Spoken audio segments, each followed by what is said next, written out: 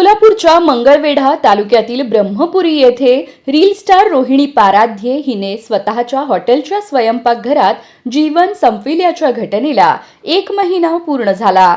या पार्श्वभूमीवर तिचे पती निलेश पाराध्ये यांनी पत्नीच्या आठवणीत भावनिक सोशल मीडिया पोस्ट लिहिली असून ती सध्या चर्चेचा विषय ठरत आहे। निलेश यांनी पोस्टमध्ये प्रेम कालही होतं, आजही आहे आणि मरेपर्यंत राहील। आज तुला जाऊन पूर्ण 1 महिना झाला, पण तुझ्या आठवणींचा एकही दिवस संपलेला नाही। तू शरीराने दूर गेलीस, पण माझ्या प्रत्येक श्वासात, प्रत्येक आठवणीत आजही जिवंत आहेस। तुझी उणीव आयुष्यभर जाणवत राहील। देव तुझ्या आत्म्याला शांती देवो, अशा शब्दात आपल्या भावना व्यक्त केल्या आहेत।